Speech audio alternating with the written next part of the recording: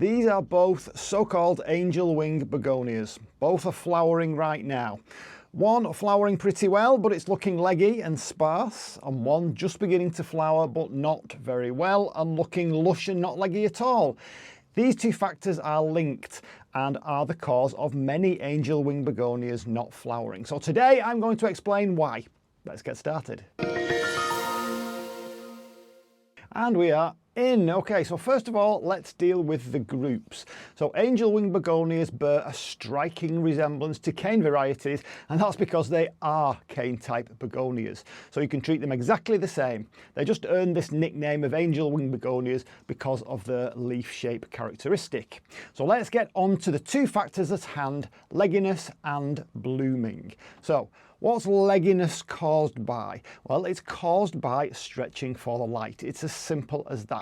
These begonias prefer to be at room temperature, roughly 18 to 21 degrees Celsius, all year round, which means that many people grow them in their houses, which usually are just not bright enough to prevent this searching and stretching for the light. And the result is a leggy begonia. Now, how is that linked with the amount of blooming? Well, because begonias stretching for light simply won't have enough resources for blooming.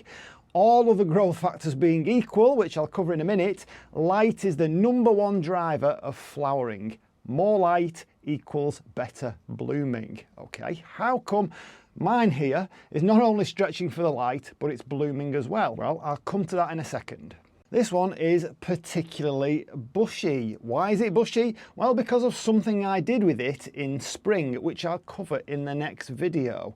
But the increased light in summer has triggered it to bloom, not particularly well as of yet. It doesn't normally bloom in here, but I recently made some improvements to the light levels.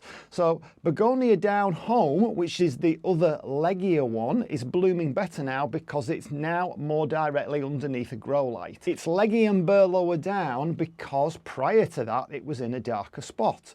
So both begonias aren't in optimal conditions because they have to suffer 3 or 4 months at 12 degrees Celsius in this greenhouse, which is a real struggle for them, and they almost defoliate. So let's summarise that part as it's very important. The down home, which is the leggy one, is leggy because it was in poor light. Moving it to brighter light triggered the extra blooming that you can see. The Corallina is bushy now from how I pruned it, which will be covered in the next video, but I only recently got it into more light by removing some shading, which is why it isn't blooming all that well. So the extra light has triggered it to bloom. So what would optimal conditions be? Well, 18 to 21 degrees Celsius all year round, not like that I get in this greenhouse.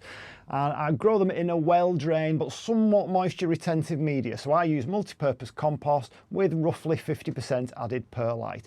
And the key is watering only when they've been dry for a couple of days, either reducing or increasing depending on the conditions and what the plant's doing, whether it's actively growing or not. Now you will read blogs saying keep them moist. Of course, I disagree with that. So I feed them a week seaweed feed in summer every week, and this just encourages general health and vigour. But if you want to increase the blooms as well as increasing the light, you can feed them with a high potash feed, something like a tomato feed. Keep them slightly pot bound, and any yellowing leaves very often means that they're too wet at the roots for too long.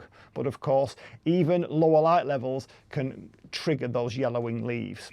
So to sum up, light is the biggest driving factor for blooms on these angel wing or cane begonias, but other factors are at play which I've covered. So what's this secret hack that corrects a leggy begonia? Well, I'll show you on the next video, which is linked up here and down in the description. But in the meantime, tell me, is this a problem you're having and what are you going to do about it? Does any of this video help? Tell me in the comments down below. That's it for now. See you on the next one.